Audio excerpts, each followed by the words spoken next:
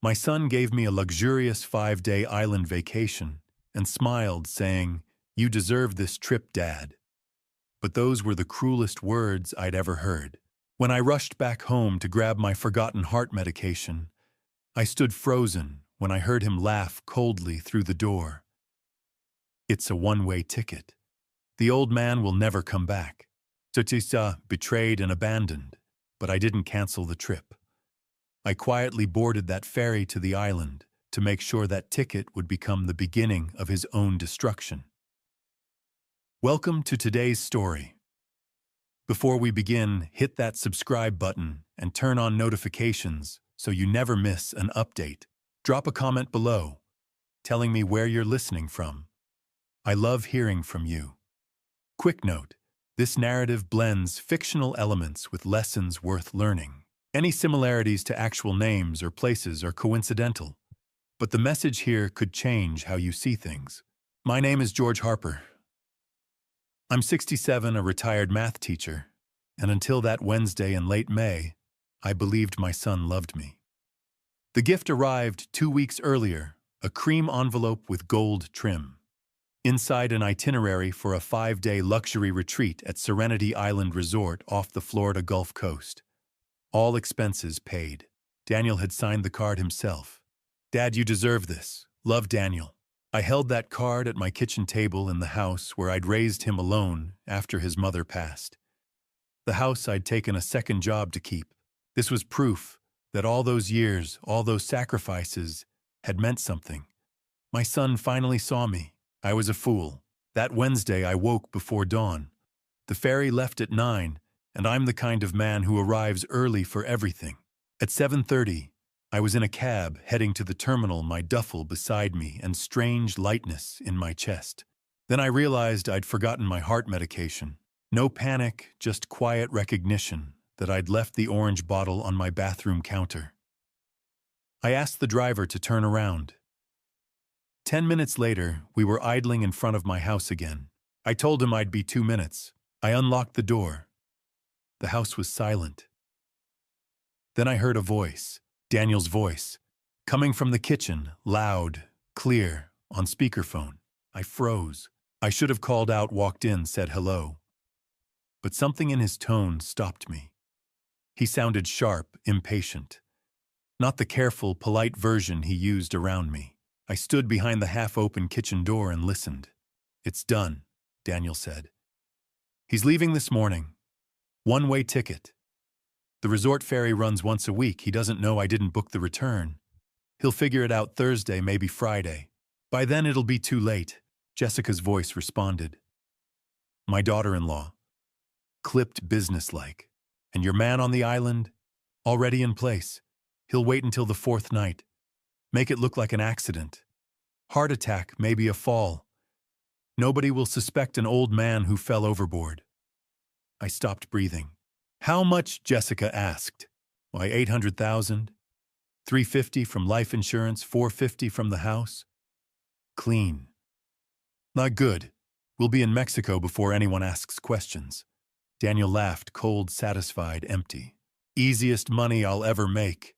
The world tilted. I steadied myself against the wall, heart hammering. I wanted to burst in, to scream, to ask why. But I didn't. Because in that moment, standing in the hallway of the house I'd worked 2 jobs to keep, I understood something. If I confronted him now, he'd deny it. Say I misheard that it was a joke. I'd have nothing, no proof. Just the word of a 67-year-old man against his son. So I turned around, grabbed my medication, and left. The cab driver was scrolling his phone when I climbed back in. "Got it." "Yeah, I got it." We drove in silence. I didn't think about calling the police. What would I tell them? That I'd overheard a phone call, they'd ask for evidence, ask why I didn't record it. Instead, I made a different call. I found the number for Howard Brennan, the lawyer who'd helped set up my will 3 years ago. He answered on the second ring.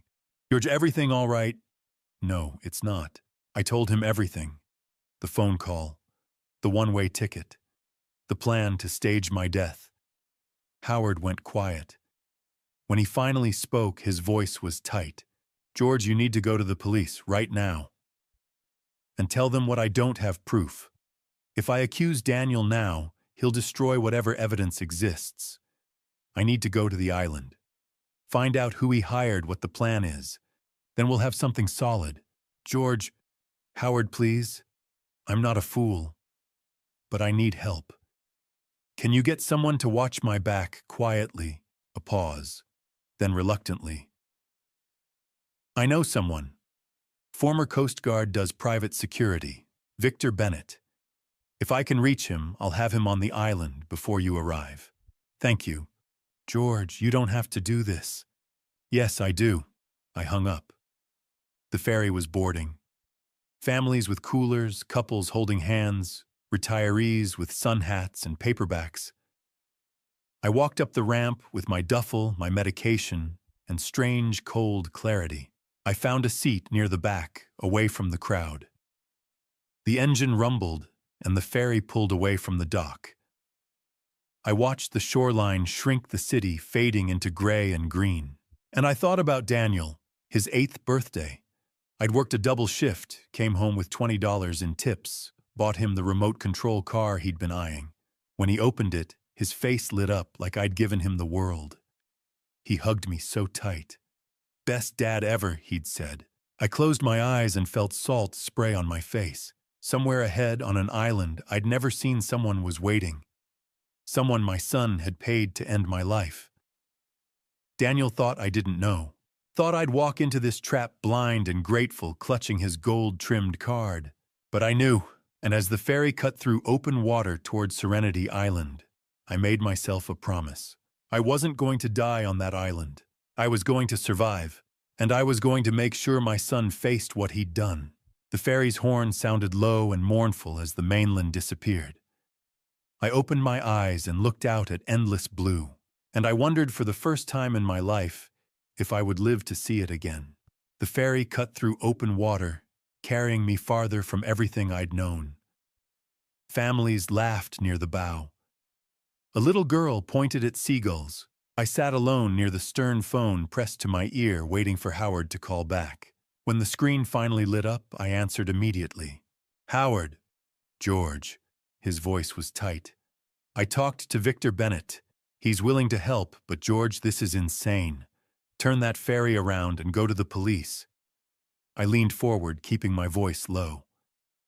A man 2 rows ahead glanced back, then returned to his newspaper. I told you. I don't have evidence. I didn't record the call. If I walk into a police station now and say my son is planning to harm me, they'll ask for proof. While they're asking, Daniel will know I heard him. He'll cover his tracks. By the time they investigate, I'll have nothing. You'll be alive, Howard said. Will I? If Daniel knows I suspect him, what's to stop him from moving faster? I'm safer if he thinks I'm still in the dark. Silence. I could hear Howard breathing slow and deliberate.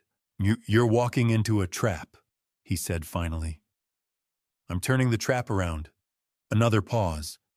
Then reluctantly. Victor will be on the afternoon boat. He'll check in under his own name, act like a regular guest. He won't approach you unless necessary.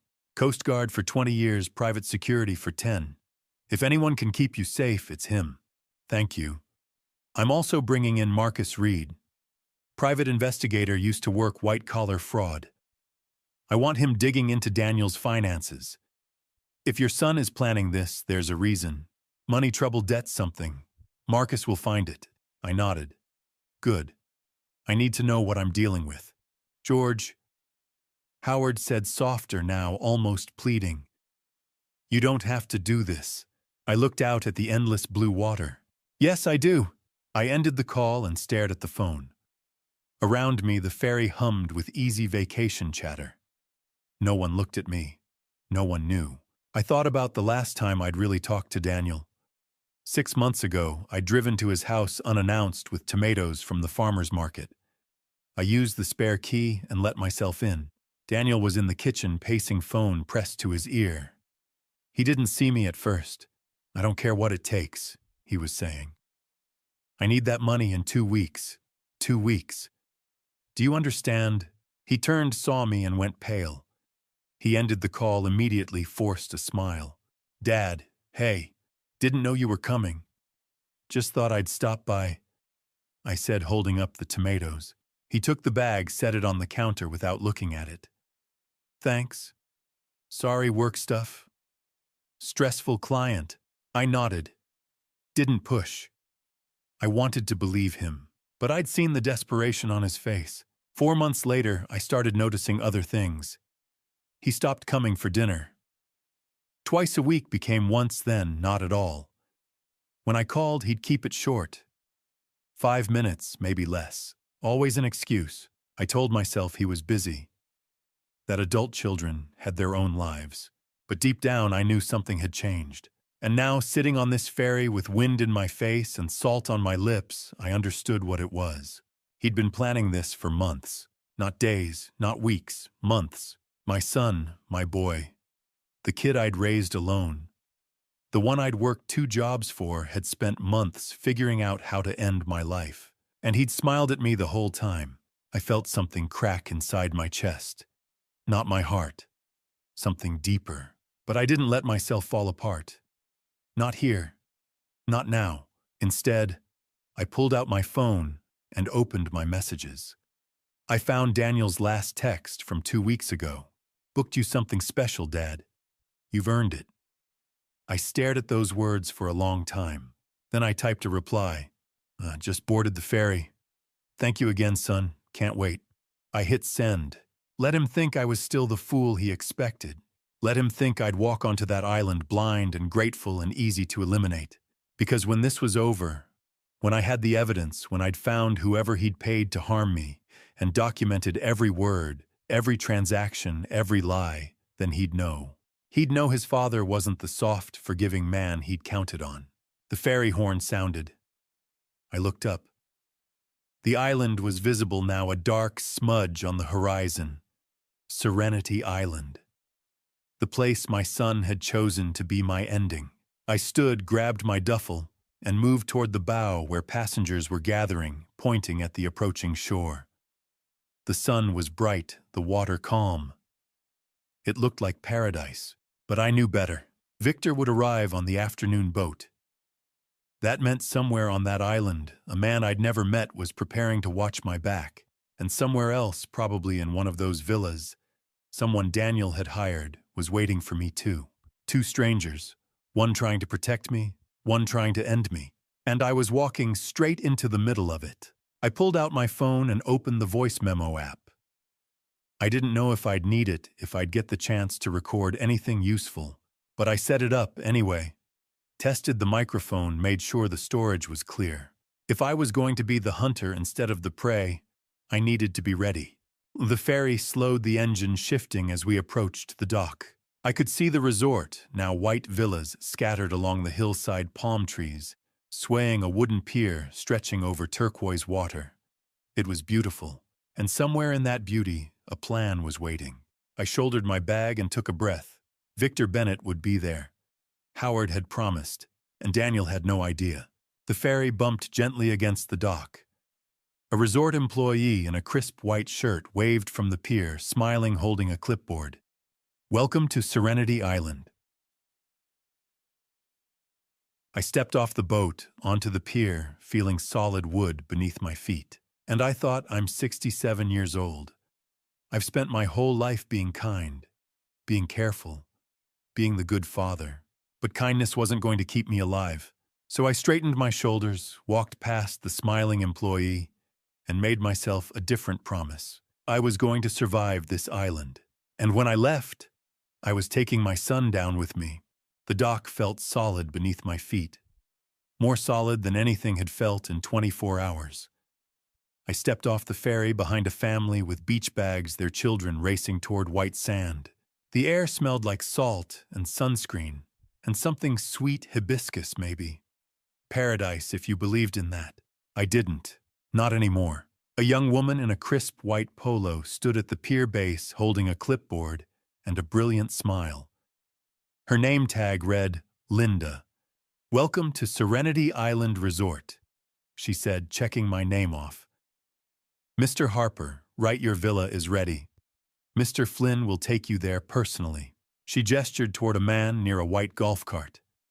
He was tall, mid-40s, deeply tanned with a rehearsed smile.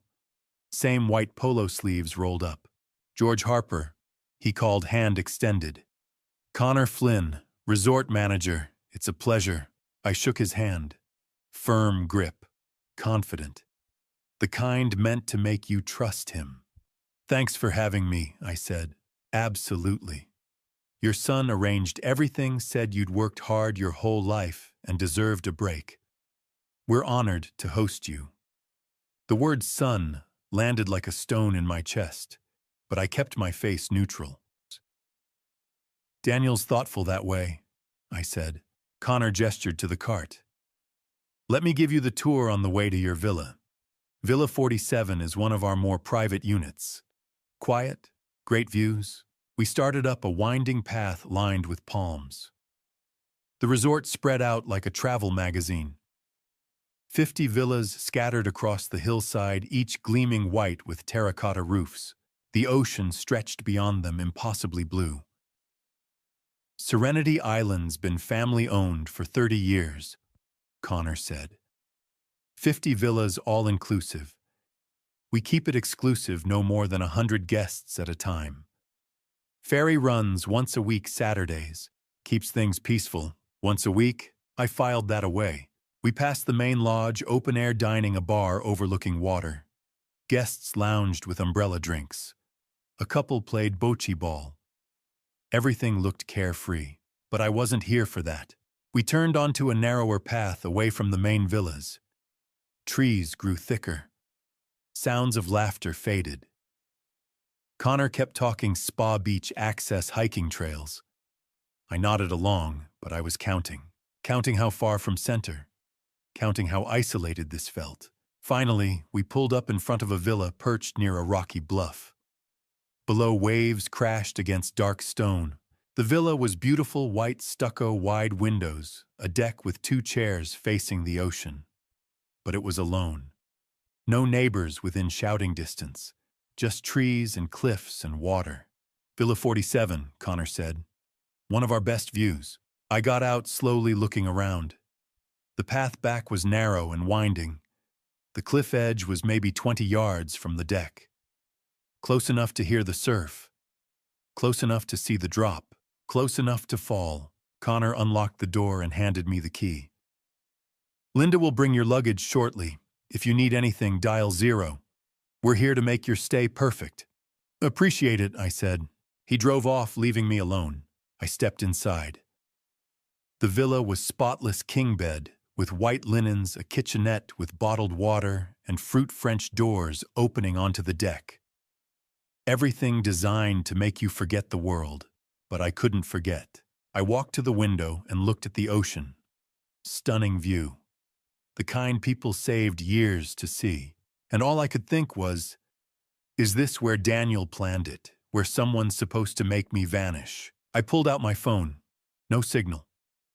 Connor had mentioned it, limited cell service, Wi-Fi only in the main lodge, isolated by design, perfect for a trap. I was about to unpack when I heard footsteps outside. I froze. Then a voice called out, relaxed and easy. A gorgeous spot, isn't it? I stepped onto the deck. A man stood on the path below, maybe 65, lean and weathered, wearing cargo shorts and a fishing shirt. Gray hair cropped short, sharp eyes that didn't match the tourist vibe. Sure is, I said carefully. He grinned and stuck out his hand. Victor Bennett, Villa 28 just up the hill.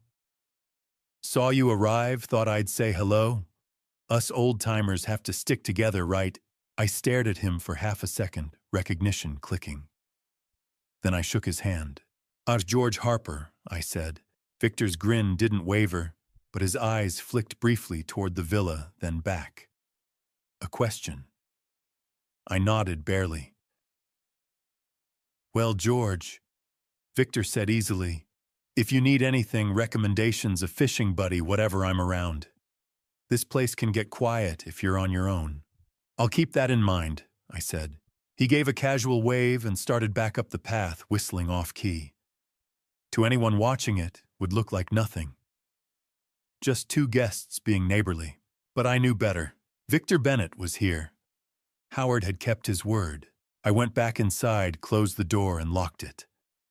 Then I sat on the bed and let myself breathe. For the first time since I'd heard Daniel's voice in my kitchen, I didn't feel completely alone, but I also didn't feel safe. Ferry runs once a week. Saturday. That meant 5 days. 5 days to figure out who Daniel had hired. 5 days to gather evidence. 5 days to stay alive. I unpacked methodically. Clothes in the dresser, toiletries in the bathroom, medication on the nightstand. Then I returned to the deck. The sun was high and hot. Waves rolled in, steady and indifferent. Pelicans glided past. It was peaceful, too peaceful. I walked to the deck edge and looked down. The cliff dropped sharply 30 feet or more, ending in jagged rocks and surf. I could see why Daniel or whoever he'd hired might have chosen this place. An accident here would be easy to stage. A stumble, a fall. A 67-year-old man with a heart condition, enjoying the view, leaning too far. Nobody would question it. I stepped back, hands shaking. Then I felt it. Not a sound, more a feeling. The sense that I wasn't alone, that someone was watching. I turned, scanning the trees beyond the villa. Nothing moved. No one was there. But the feeling didn't go away. I walked back inside, closed the French doors, and pulled the curtains halfway. Then I sat in the chair by the window, angled to see the path and tree line. And I waited. Because if someone was out there, I needed to know. The villa was silent, except for the ceiling fan and distant waves. I sat there watching light shift through the curtains, and I thought about Daniel. About the little boy who'd hugged me on his 8th birthday. About the man who'd laughed about the easiest money he'd ever make. And I thought he chose this place. He chose this villa. He knew about the cliffs, which meant whoever he'd hired knew too. I pulled out my phone, opened the voice memo app, and set it on the table beside me ready. Because sooner or later, someone was going to make a move. And when they did, I was going to be ready. The afternoon settled into heavy stillness, making every sound feel louder. I'd unpacked and was folding a shirt when my phone buzzed. Daniel. My hand hovered. I considered letting it ring, but that would tip him off.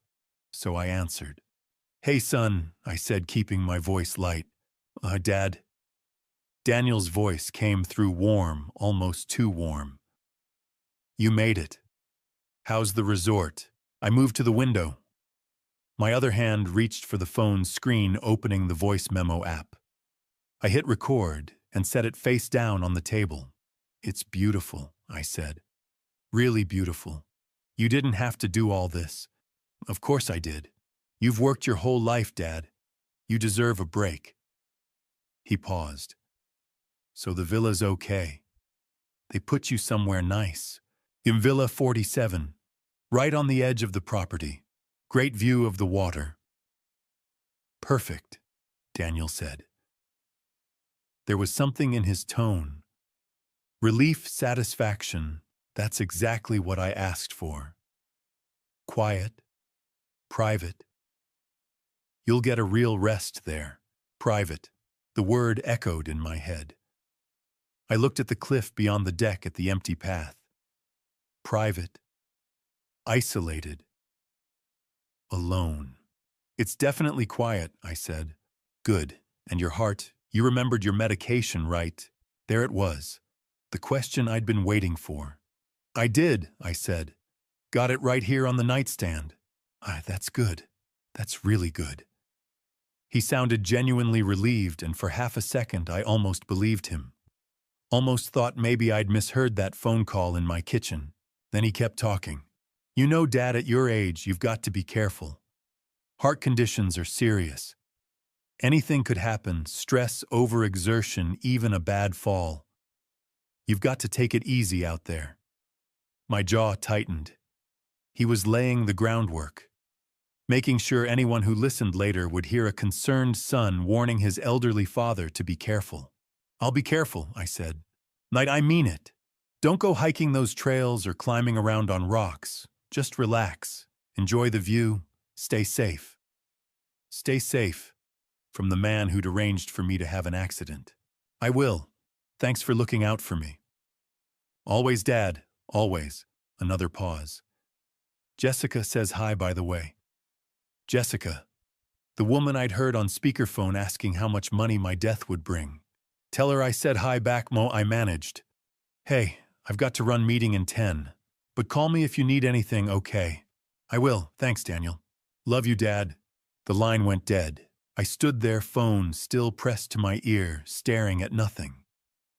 Then I set it down, stopped the recording, and saved it. My hands were shaking. Love you, Dad. He'd sounded so convincing, so genuine. If I hadn't heard that conversation in my kitchen, I would have believed every word. But I did know, and now I had it on tape.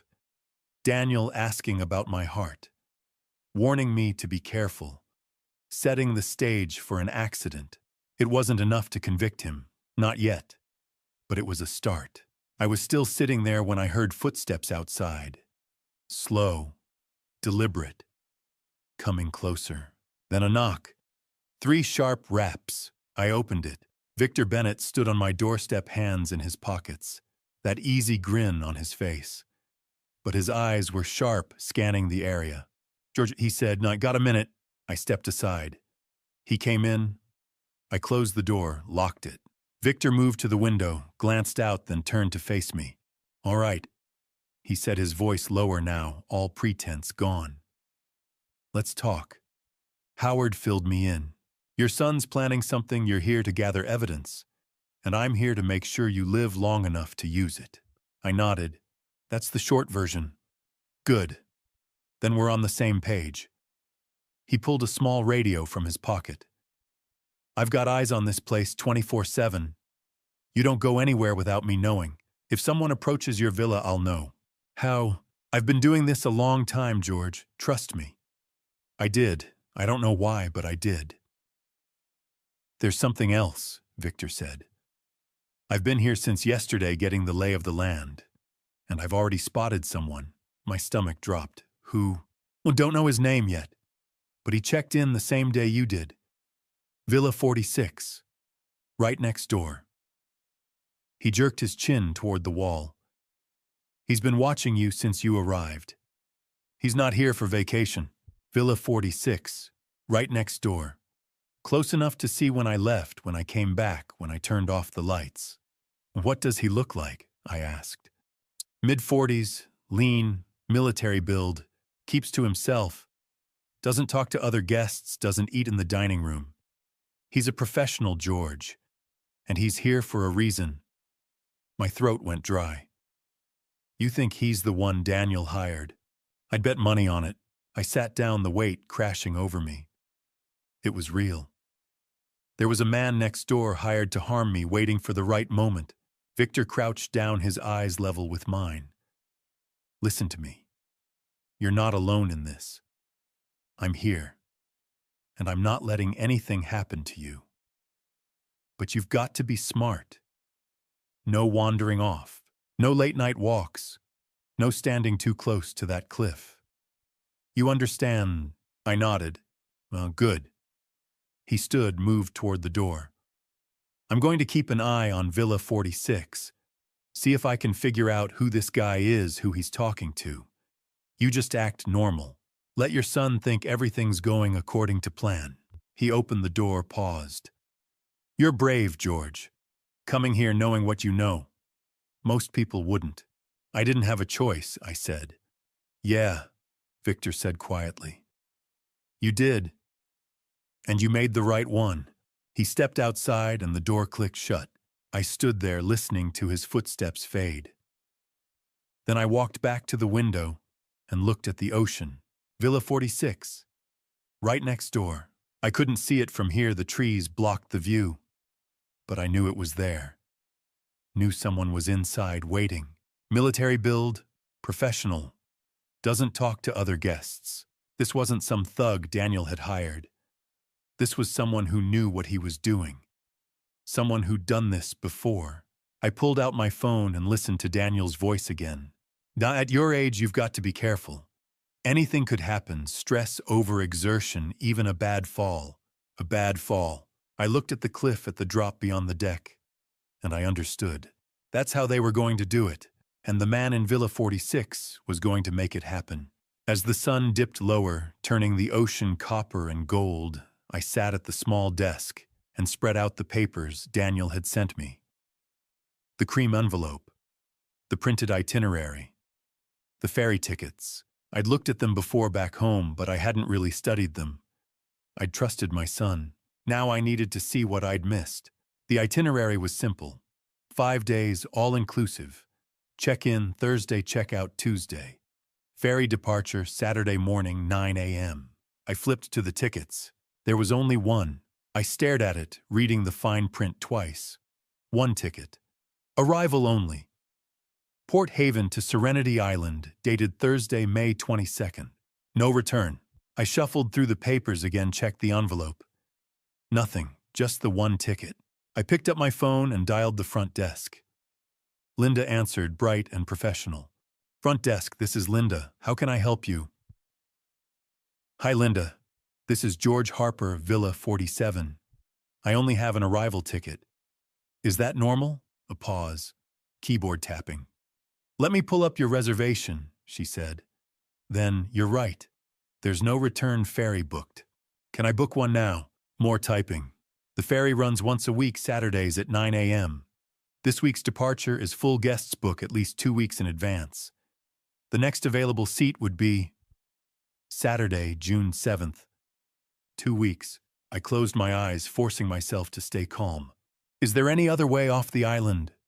Not regularly. Serenity Island is pretty remote.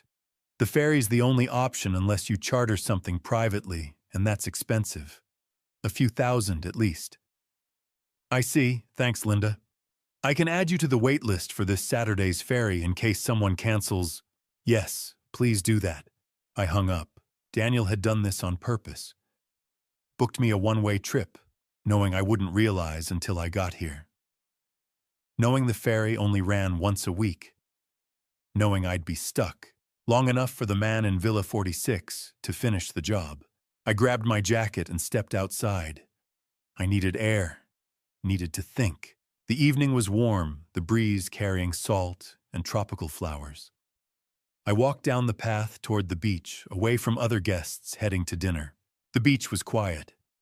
I walked slowly, hands in my pockets, watching the waves, and that's when I saw him. A man standing maybe 50 yards down the beach near the tree line. Just standing there looking at the water. But something about the way he stood made the back of my neck prickle. He was wearing a faded blue shirt, khaki pants, and a baseball cap pulled low. Mid-40s, lean with posture that came from years of discipline. Military, maybe. And he was watching me. I turned, pretending to look elsewhere. When I glanced back, he was still there. Still watching. I started walking back toward my villa. I didn't look at him directly, but I kept him in my peripheral vision. He started walking too. Not fast, not obvious, just following. My heart kicked into a higher gear. I picked up my pace, taking the path through the trees. Behind me, I heard footsteps. Steady, unhurried. I didn't turn around. When I reached my villa, I fumbled with the key, stepped inside, and locked the door. I moved to the window and peered through the curtain. The man in the blue shirt was walking past, heading up the path. He didn't look at me, just kept walking, and then he stopped. Right in front of Villa 46. He pulled a key from his pocket, unlocked the door, and stepped inside. I stood there frozen, watching the door close. That was him. The man Victor had warned me about. The professional. The one Daniel had hired. I pulled out my phone and texted Victor. Just saw him. Blue shirt. Followed me from the beach. He's in Villa 46 now. The response came immediately. I know, I saw. Stay inside. Lock the door. I'm watching. I moved back to the window. Villa 46 was maybe 30 feet away, separated by trees and underbrush. I could see the edge of the deck, the glow of a light through the window, and then I saw him. He stepped out onto his deck, a water bottle in his hand. He stood there for a moment, looking at the ocean. Then he turned, and looked straight at my window. I froze. He couldn't see me, the curtain was drawn, the light off. But it felt like he could. Like he knew exactly where I was. Like he was measuring the distance. Calculating. He took a sip of water, set the bottle on the railing, and leaned against the post, arms crossed. Just standing there. Watching. I stepped back from the window, my breath shallow. This was real. There was a man 30 feet away hired to harm me, and he was watching my villa. Waiting. He stood on that deck for a long time. 5 minutes? Maybe 10? I stood in the shadows watching him, and he stood on his deck watching mine. Finally, he picked up his water bottle, turned, and went back inside. I let out a breath I didn't know I'd been holding. I sat down in the chair by the window, my phone in my hand, and waited. The night settled in thick and quiet. The ocean murmured beyond the cliff. Somewhere a bird called out lonely and sharp, and through the trees I could see the faint glow from Villa 46. He was in there, close enough to reach me, close enough to hear me if I called out, close enough to finish what Daniel had started. But not tonight. Tonight I was still here, still breathing, still gathering evidence. I looked at the single ferry ticket on the desk. One way, no return. Daniel had trapped me here, made sure I couldn't leave, made sure I'd be alone, isolated, vulnerable. But he didn't know Victor was here. Didn't know I'd figured it out. Didn't know I was recording every conversation, every moment, every piece of evidence. And he didn't know that the man he thought was a helpless fool was sitting in the dark, watching the man he'd hired, and planning his next move. I pulled up the voice memo app, started a new recording. Thursday evening, 6:30 p.m. Confirmed no return ferry ticket. Next available seat is June 7th, 2 weeks from now. I'm trapped here. I paused. Saw the man from Villa 46, followed me from the beach. He's watching my villa. Victor's watching him. I have 5 days to gather enough evidence. 5 days to stay alive. I stopped the recording and saved it. Then I looked back at Villa 46. The light was still on, and I wondered, how long until he makes his move? And when he does, will I be ready? The next morning I woke to waves and pale dawn light. I hadn't slept well. Every creak, every rustle had jolted me awake. But I'd made it through the night, and so had Andrei Volkov. I dressed quickly and headed out. The resort was quiet, just a few early risers jogging or sipping coffee. I walked down to the sand. Victor was already there, standing near the water's edge, looking like any other guest enjoying sunrise. When he saw me, he gave a small nod and started walking. I fell in step beside him. "Rough night?" he asked, voice low. "You could say that." We walked in silence, putting distance between us and the main resort. When we were far enough, Victor stopped. "I've got more on your neighbor," he said.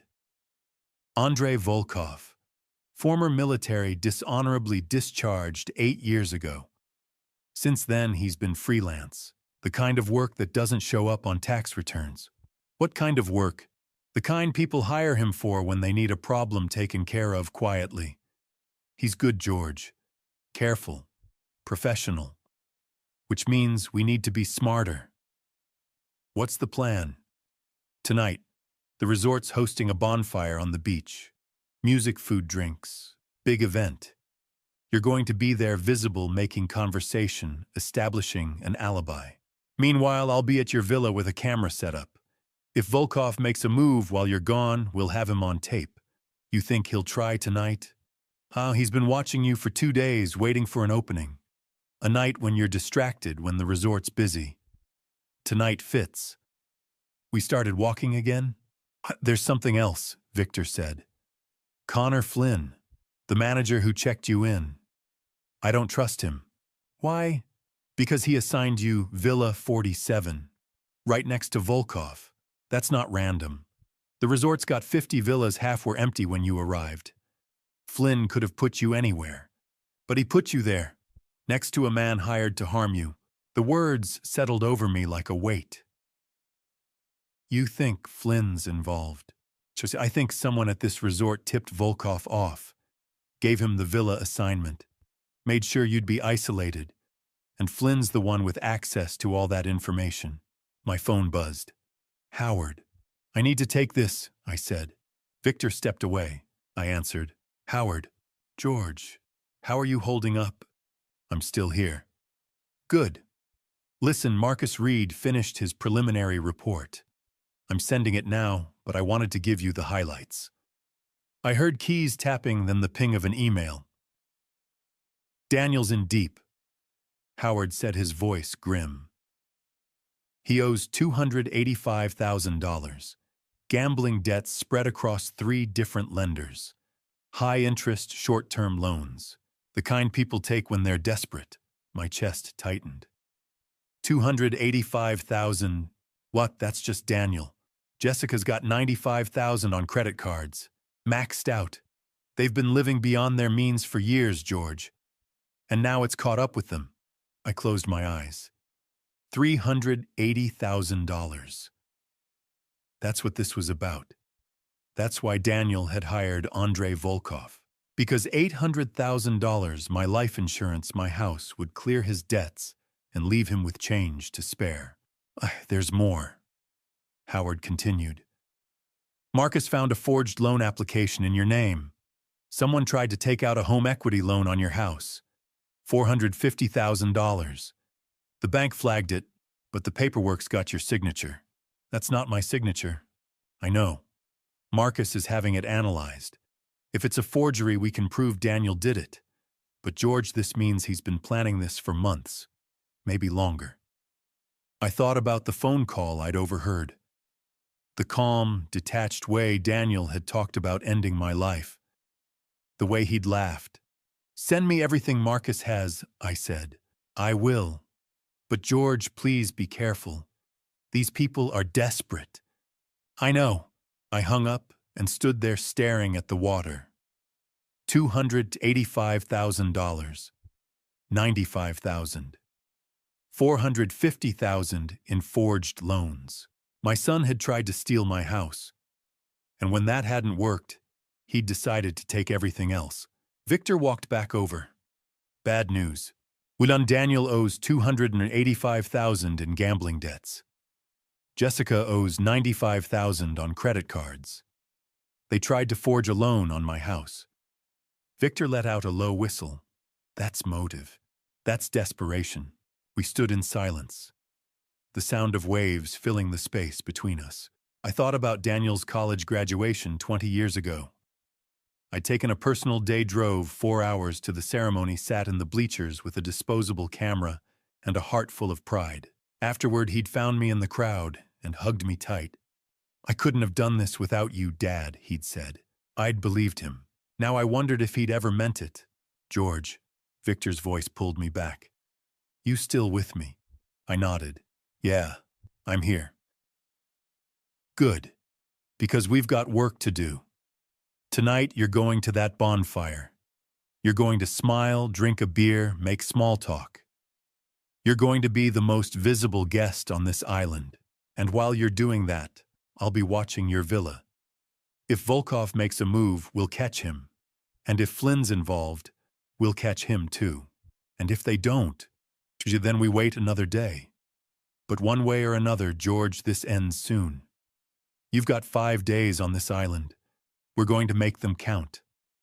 I looked at him, this stranger Howard had sent to protect me, and I felt something I hadn't felt in days. Hope. All right, I said. Let's do it. Victor nodded. Get some rest. Eat something. Tonight's going to be a long night. And George, whatever happens, don't go back to your villa alone. Not until I give the all clear. Understood.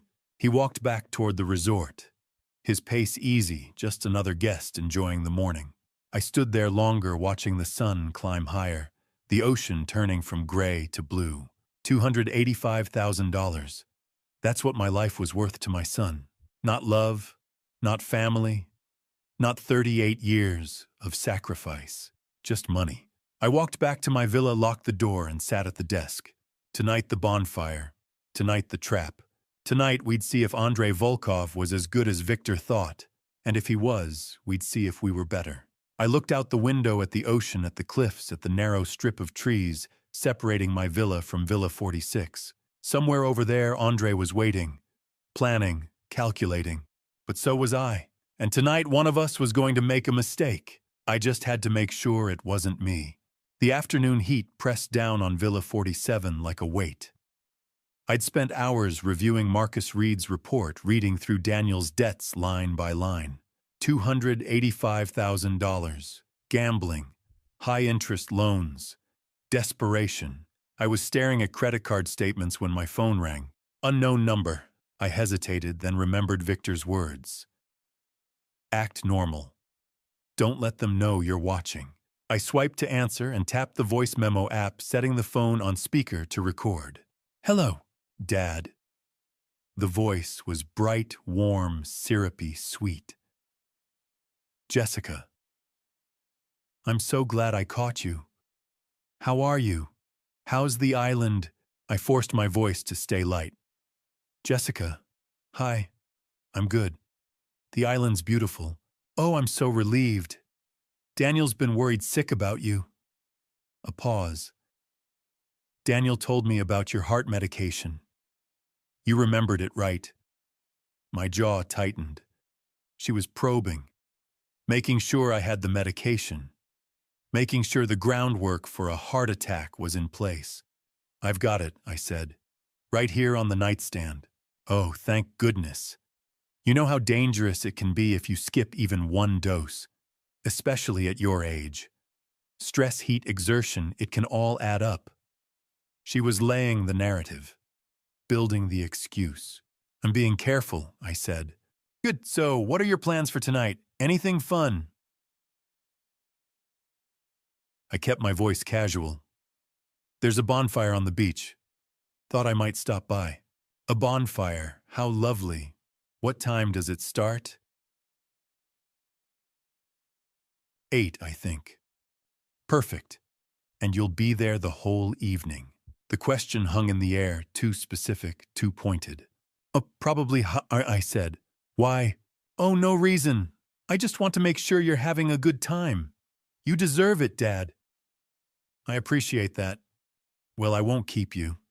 But call us if you need anything, okay? I will. Thanks, Jessica. Love you, Dad.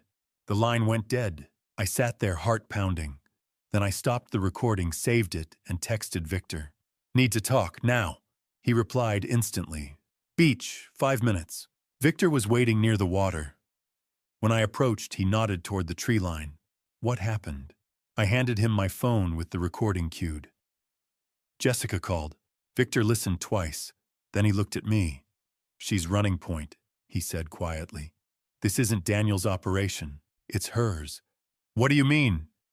Listen to the questions.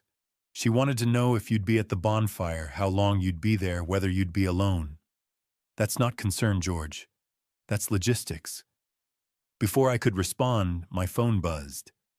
Marcus Reed, I answered, putting it on speaker. George, I've got something. Marcus said, his voice tight. I've been tracking Jessica's phone records. She's made 17 calls to a number registered to Serenity Island Resort.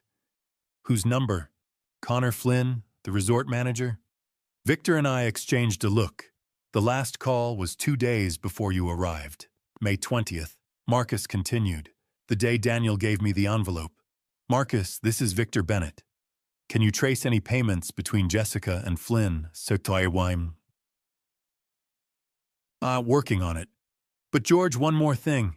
Jessica Harper isn't her real name. I froze. What? She changed it 9 years ago. Her birth name was Jennifer Walsh, and Jennifer Walsh was married before she met Daniel to a man named Brian Walsh. Brian Walsh drowned in a boating accident 8 years ago.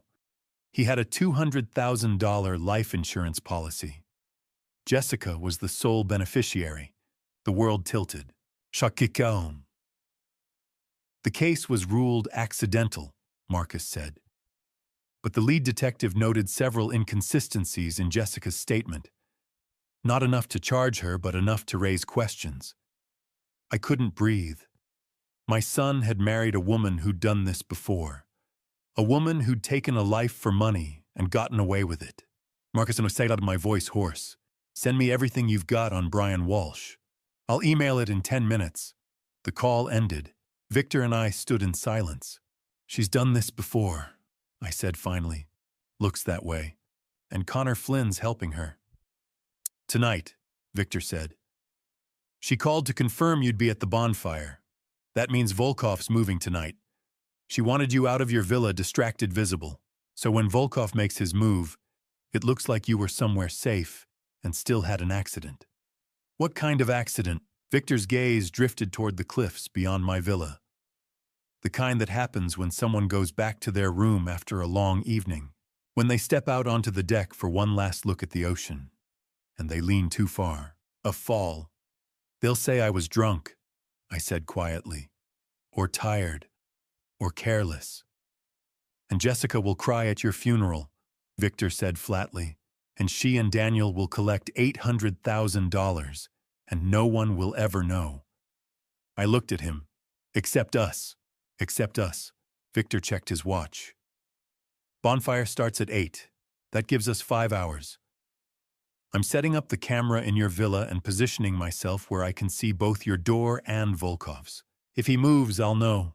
What do you need from me? Go to the bonfire. Be visible. Talk to people. Stay there until I text you the all clear. And George, no matter what happens, do not go back to your villa alone. Not until I say it's safe." "Understood." Victor walked back toward the resort. I stood there longer thinking about Jessica. Jennifer Walsh, the woman who'd called me Dad with that too sweet voice. The woman who'd done this before. I turned and walked back toward my villa, the sun hot on my back. Tonight the bonfire. Tonight the trap. And tomorrow, if we were lucky, we'd have enough to bring them all down. Jessica Harper, Connor Flynn, Andrei Volkov, and Daniel. I just had to survive the night first. The bonfire roared against the darkening sky flames twisting in the ocean breeze. Tiki torches lined the beach, and a steel drum band played near the water's edge. Guests milled around with drinks, laughing, dancing, soaking in the kind of carefree evening tropical resorts were built for. I walked into the middle of it, forcing a smile, forcing myself to look like a man with nothing to worry about. But my heart was hammering. A server offered me a drink, something fruity in a coconut shell with a paper umbrella. I took it and moved toward the fire, visible where anyone could see me. A couple waved me over, introducing themselves as Tom and Linda from Ohio.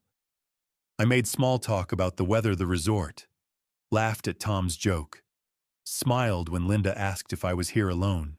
"Just me," I said. "My son gave me this trip as a gift." "Well, he was right," Tom said, raising his drink. "Here's to relaxing." We clinked our coconut shells and I took a sip. I needed to look like I belonged here. Needed to look distracted, because 30 yards up the hill, Victor was inside my villa, and Andrei Volkov was watching. I excused myself and wandered toward the band. A man teaching salsa waved me over. "Come on, don't be shy. I'm Nathan. You look like you've got rhythm." I laughed, shaking my head. "Not sure about that." I felt my phone buzz. I pulled it out, angling the screen away. A text from Victor. "He's moving." My breath caught. I glanced up toward the dark hillside where Villa 47 sat. Then I forced myself to look back at Nathan, to smile. "You all right?" Nathan asked. "You look pale." "Just warm," I said. "I'll grab some water." I stepped away and opened Victor's text again. "He's moving." I typed back, thumb shaking. "Where?" The response came fast. "Left Villa 46 3 minutes ago. Heading toward yours. Cameras live. Torres is in position. Sam Torres, the head of resort security."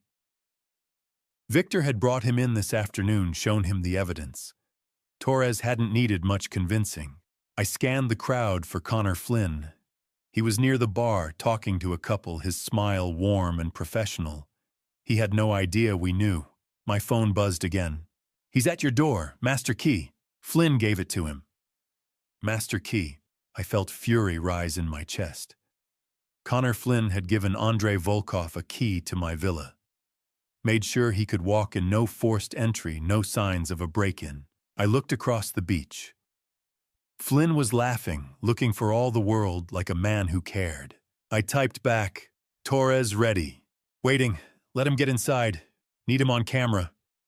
I stared at the words. Let him get inside. That meant Andre was opening my door right now, stepping into my villa. I put my phone away and took a long sip of my drink to steady myself. The woman next to me was talking about her grandkids. I forced myself to listen, to nod, but inside I was counting seconds. My phone buzzed. "He's inside. Camera has him. Torres moving now." I exhaled. The trap had worked. I wanted to run up that hill and see it myself, but I couldn't. Not yet. I had to stay here visible, surrounded by witnesses. So I stayed. I stood by the fire talking to strangers about nothing. While 30 yards away, Sam Torres and his team were closing in on Andrei Volkov. The minutes dragged. 10:22, 10:25, 10:27. My phone buzzed. Him. I stared at the words, my chest tight. "I'm secured. Torres has him in custody. Flynn next." I turned, scanning for Connor. He was still by the bar, still smiling. And then I saw Sam Torres walking toward him. Torres moved casually, unhurried. He said something to Connor. Connor nodded, smiled. Torres gestured toward the main lodge. Connor hesitated. Torres said something else, still calm. Connor's smile faltered. And then Torres pulled out a radio, and 2 security guards appeared. Connor's face went pale. The guests around him didn't notice. But I saw it. I watched as they led Connor away from the bonfire toward the main lodge, and I thought, it's done. My phone buzzed one more time. "Both in custody. Come back when you're ready. I'll wait for you." I looked at my watch. 10:29. Less than 3 hours. 3 hours, and the man hired to harm me was in custody. The resort manager who'd helped him was in custody. And I was still standing. I set my drink down and walked away from the fire toward the path that led back to my villa. The music faded behind me. When I reached Villa 47, the door was open, light spilling out. Victor stood inside, arms crossed. George," he said. I stepped inside. The villa looked untouched, but I could feel it. The violation. The knowledge that someone had been here planning my end. Victor gestured toward the laptop on the desk. "Camera caught everything. He was in here for 4 minutes before Torres grabbed him. We've got him on tape trying to access the deck, and we've got the master key Connor gave him." "What about Connor?" "Secured. Torres is holding him at the security office. Sheriff's sending a boat first thing tomorrow morning." Tomorrow. I sat on the edge of the bed, my legs suddenly weak. It was over, or at least this part was. "You did good tonight, George," Victor said. "Stayed calm, played your part. We've got enough to hold Volkov and Flynn, and Marcus Reed's report ties it all back to Jessica and Daniel. What happens now? Now we let the law do its job. Sheriff will take statements, collect evidence, issue warrants. By this time tomorrow, Daniel and Jessica will be in custody too." I nodded, trying to process it. "How are you holding up?" Victor asked. I looked around the villa, the bed where I'd barely slept, the window where I'd watched Andre's villa, the deck where I'd almost been pushed to my end. "I don't know," I said finally. "Ask me tomorrow." Victor nodded. "Fair enough. Get some rest. I'll be next door if you need me." He left and I was alone. I walked to the window and looked out at the ocean. The bonfire was still going, the music still playing, the guests still laughing. They had no idea what had happened tonight. I pulled out my phone and opened the recording of Jessica's call. Listened to her voice one more time. "Love you, Dad." I closed my eyes. Tomorrow the sheriff would come. Tomorrow the arrests would be made. Tomorrow I'd have to face Daniel. But tonight I was still here, still breathing, still alive, and that was enough. I felt the buzz in my pocket before I registered what it meant. I pulled out my phone, the screen glowing in the firelight. One word from Victor. Now. I didn't think. I just moved. I set my drink down, turned away from the bonfire, and walked quickly up the path toward Villa 47. The music and laughter faded behind me, replaced by the sound of my own breathing, the crunch of gravel, the distant crash of waves. My heart was pounding so hard I thought it might give out before I even made it there. When I reached the villa, the door was ajar, light spilling out. I slowed my hand, reaching for the doorframe to steady myself. Then I stepped inside, and I saw him. Andrei Volkov stood in the middle of my room, his back to me, shoulders hunched. He was holding something small, a vial, clear glass filled with liquid.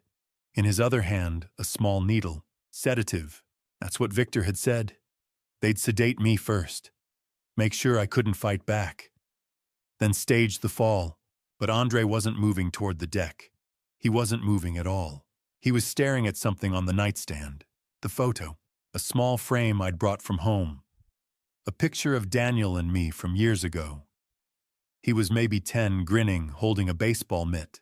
I had my arm around his shoulders, smiling like I'd won the lottery. Andrei was staring at it. I must have made a sound because he turned. Our eyes met. For a second, neither of us moved. He looked at me, then down at the vial in his hand, then back at the photo. He started, his voice rough, uncertain. And then the door behind me burst open. Sam Torres came in fast, 2 security guards right behind him. Torres grabbed Andrei's wrist, twisting it so the vial clattered to the floor. One guard kicked it away. The other pulled Andrei's arms behind his back, securing them with zip ties. Andrei didn't fight, didn't resist. He just stood there, head down, breathing hard. "Steer," Torres said into his radio. Then to me, "You okay, Mr. Harper?" I nodded, though I wasn't sure it was true. My legs felt weak. My hands were shaking. Torres turned to Andrei. "Andrei Volkov, you're under arrest for attempted harm, breaking and entering, and conspiracy. You have the right to remain silent." "When I know," Andrei said quietly. "I know my rights." Torres finished the warning, then gestured to the guards. "Take him to the office." They started to lead Andrei toward the door, but he stopped, turning back to look at me. His face was pale, his eyes red-rimmed. "I'm sorry," he said. "I didn't want to do this." I stared at him. "Then why did you—" He opened his mouth, closed it, then looked down. "I needed the money." One of the guards tugged his arm, and Andrei let himself be led out. The door closed, leaving me alone with Torres. Torres crouched down, picking up the vial with a gloved hand. "Sedative. Enough to knock you out for hours. He was going to use this, then stage a fall from the deck. Make it look like you'd had too much to drink and got too close to the edge." I sank onto the edge of the bed, my legs finally giving out. Torres pulled out his phone. "We got his phone when we took him into custody. Want to see what we found?" I nodded. He handed me the phone, open to a text thread. The contact was just a number, no name, but I recognized it. Daniel's number. I scrolled through the messages, my stomach twisting with each line. May 18th. Job confirmed. Serenity Island Resort. Target George Harper, 67. Arrival May 22nd. Villa 47. May 20. Payment terms $80,000. Half up front, half on completion. Bitcoin. May 21st, $40,000 received. Confirmed. May 23rd. Target at bonfire tonight. Villa empty, 8 p.m. to 11 p.m.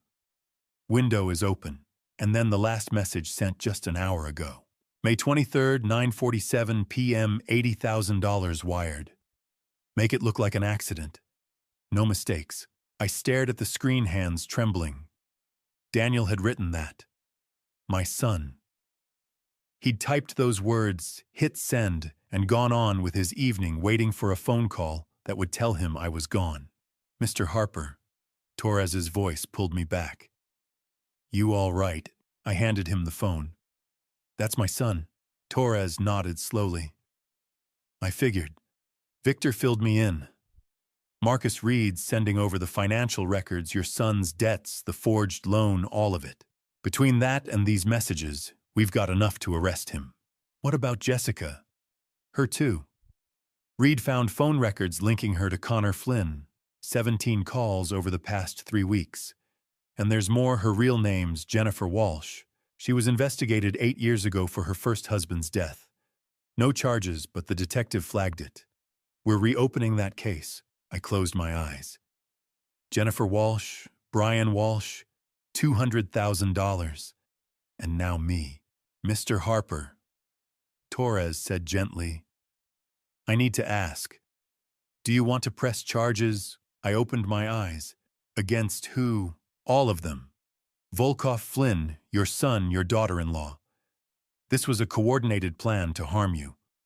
We can build a case for conspiracy attempted harm fraud. They'll go to prison. I thought about Daniel, about the little boy in the photo, about the man who'd sent that text message. Yes, I said. Press charges. Torres nodded. Good. Sheriff's coming first thing tomorrow. He'll take statements, collect evidence. We'll make sure this sticks. He stood, then paused at the door. For what it's worth, Mr. Harper, you did the right thing. Coming here, trusting Victor, letting us catch them. A lot of people wouldn't have had the courage. I didn't feel courageous. I felt tired, hollow. Torres left and I was alone. I stood, walked to the nightstand, and picked up the photo. Daniel's face smiled up at me, frozen in time, back when he still looked at me like I mattered. I thought about what Andre had said. I didn't want to do this. He'd been staring at this photo when I walked in, staring at a father and son smiling happy. And he'd hesitated. Why? I set the photo down and walked to the window. Outside, the bonfire was still going, the music still playing. I pulled out my phone and opened Victor's messages. Andre's in custody. Torres has the phone. I saw the messages. Victor's response came fast. Good. Get some rest. Tomorrow's going to be a long day. I set the phone down and sat in the chair by the window, staring out at the dark ocean. Tomorrow the sheriff would come. Tomorrow the arrests would be made. Tomorrow I'd have to face Daniel. But tonight I was still here, and Andrei Volkov was in custody, sitting in a locked room somewhere, wondering how he'd ended up here, just like I was. The security office was small, windowless, lit by harsh fluorescent lights that buzzed overhead. A metal desk sat in the center with 3 chairs on one side and one on the other. Andrei Volkov sat in the lone chair, wrists still bound with zip ties, head down, staring at his hands. Victor and I sat across from him. Sam Torres stood by the door, arms crossed. No one spoke for a long moment. Then Andre looked up. His eyes were red-rimmed, his face pale. He looked exhausted, broken. I'll tell you everything, he said quietly. I'm done lying. Victor leaned forward. Start from the beginning. Who hired you? To Daniel Harper, Andre said without hesitation. Your son. He glanced at me, then away. He contacted me 3 weeks ago through an encrypted app. Said he had a job. Said it paid $80,000. Bitcoin, Victor asked. Andre nodded. Half up front. 40,000. The rest when it was done. And you agreed?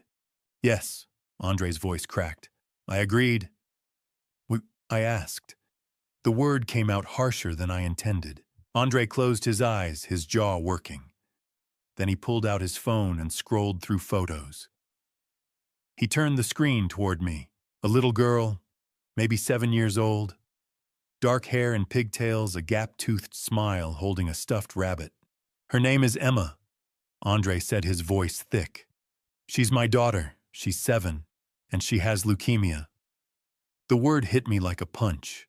The treatment she needs isn't covered by insurance. It's experimental, clinical trial. The only place that offers it is in Germany. $80,000. That's what it costs. He looked down at the photo. I've tried everything. Loans, fundraisers, selling everything I own. But it's not enough. And she's running out of time. I stared at the photo, at that little girl's smile.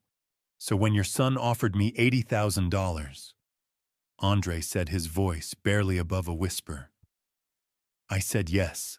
The room went silent. Victor broke it. Show us the messages. Andre handed Victor his phone. I leaned over, reading the screen. The messages were methodical, clinical.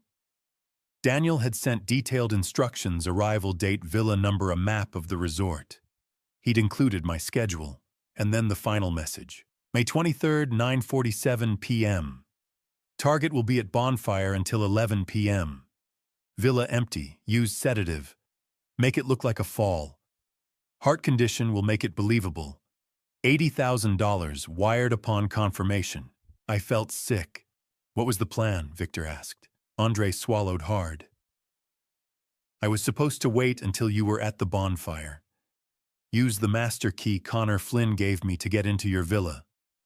When you came back, I'd give you the sedative, enough to knock you out. Then I'd carry you to the deck and push you over the edge. Make it look like you'd gone out for air, gotten too close and fallen. And the heart condition, I asked. Your son said you take medication. Said if anyone questioned it, they'd assume it was a heart attack. That the fall was just bad luck. Bad luck. But you didn't do it, Victor said. Andre shook his head. I couldn't. Why not? Andre looked at me, his eyes shining. Because of the photo. The one on your nightstand. You and your son. He looked happy. You both did. And I kept thinking about Emma, about the way she looks at me, the way she trusts me. His voice broke. I couldn't take that from her.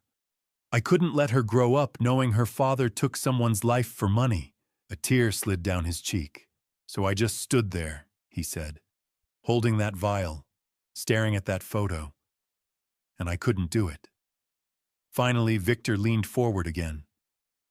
Andre, this is important. Was there anyone else? Did Daniel mention a backup plan? Andre hesitated. Victor pressed. If there's someone else we need to know. Andre nodded slowly. Jessica, your daughter-in-law. She called me 2 days ago. Said if I couldn't finish the job, there was a backup. My blood ran cold. What kind of backup? Victor asked. She didn't say. Just that she had someone else on standby. Someone local. In case I failed. Victor and I exchanged a look. Did she give you a name? Torres asked. No, just said he worked at the resort. Maintenance, I think. She called him her insurance. Victor pulled out his phone and texted someone. Then he looked at me. We need to find out who it is. Fast. I pulled out my phone and dialed Marcus Reed. He answered on the first ring. George, what's happened? We've got Andrei Volkov in custody.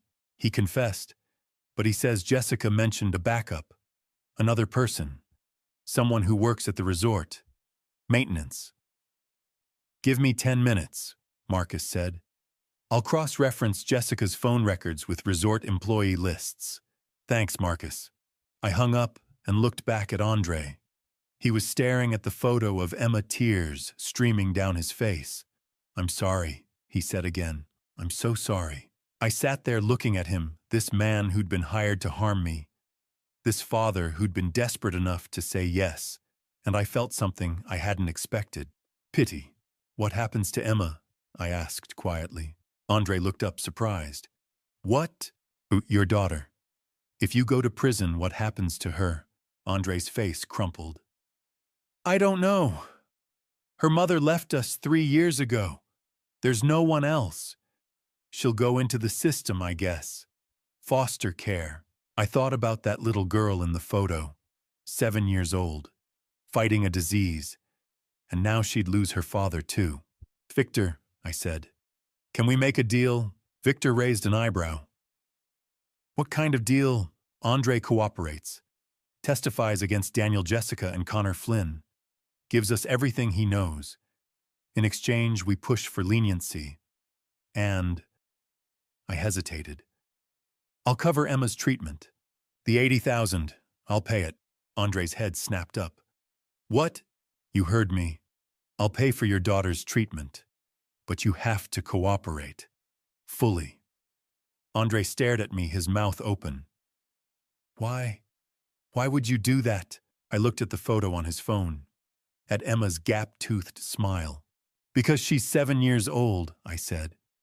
And she didn't ask for any of this. Andre broke down sobbing. Torres stepped forward. I'll recommend leniency to the sheriff. If you cooperate, you're looking at maybe 8 years instead of 20. With good behavior, you could be out in 5. Andre nodded, unable to speak. Victor looked at me. You're a better man than most, George. I didn't feel like a better man. I felt tired, angry, sad, but I also felt like I'd made the right choice. My phone buzzed. Marcus Reed. Marcus. I found him, Marcus said. Jessica's been in contact with a man named Troy Dawson, maintenance worker at Serenity Island Resort. 2 calls in the past week. The last one was this morning. I looked at Victor. We've got a name. Victor's jaw tightened. Then we need to find him. Now. The next morning I woke to pale sunlight and the sound of gulls. For a moment I forgot where I was. Then it all came rushing back. Andre, the sedative, the photo, the backup plan. Troy Dawson. I reached for my phone. Just past 8. Then it rang. Marcus Reed. I answered immediately. Marcus. George, good news. We got him. I exhaled. Troy Dawson. Yeah, secured. Torres and his team picked him up an hour ago. He tried to approach Villa 47 around 6 this morning. Caught him with a toolkit and lockpicks. Where is he now? To security office.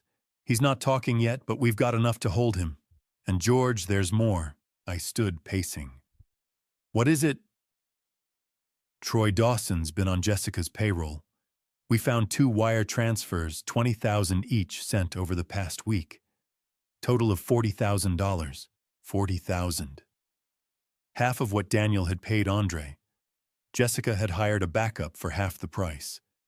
What's his story? I asked. 42. Maintenance worker at the resort for 3 years. Clean record until now. But here's the thing he didn't know about Andre. Jessica kept them separate. Told Dawson he was the only one. She was hedging her bets. I said quietly, exactly. If Andre failed, Dawson was the fallback, and neither knew about the other. I sank onto the bedhead in my hands. Jessica had orchestrated this entire thing. Not Daniel. Jessica. There's something else, Marcus said. I kept digging into Jessica's background. Her real name is Jennifer Walsh. She changed it 9 years ago, right after her first husband died. Brian Walsh, I said. Right. He drowned during a boating trip on Lake Michigan. Jessica was with him. She called it in, said he'd fallen overboard, that she couldn't save him. The police investigated, but the case was ruled accidental. No charges. But the lead detective, Richard Kowalski, he had doubts. I pulled the case file. Kowalski noted inconsistencies. She said Brian fell during rough water, but the weather was calm. She said she tried to throw a life preserver, but there was no evidence she'd opened the storage locker. And the autopsy showed bruising on Brian's shoulders and back, consistent with someone holding him under. My stomach turned. Kowalski wanted to pursue it, but the DA's office said there wasn't enough evidence. So they let it go. 6 months later, Jessica collected $200,000 in life insurance and moved out of state. $200,000. The same pattern, the same endgame. She's done this before. I said, my voice hollow. But that's what I'm saying, George. Jessica Harper Jennifer Walsh has killed for money before, and she got away with it, which means she thought she could do it again. I closed my eyes. My son had married a woman who'd done this, who'd smiled at me across the dinner table, called me Dad, and plotted to take everything I had. Does Daniel know? I asked. About Brian Walsh, I don't think so.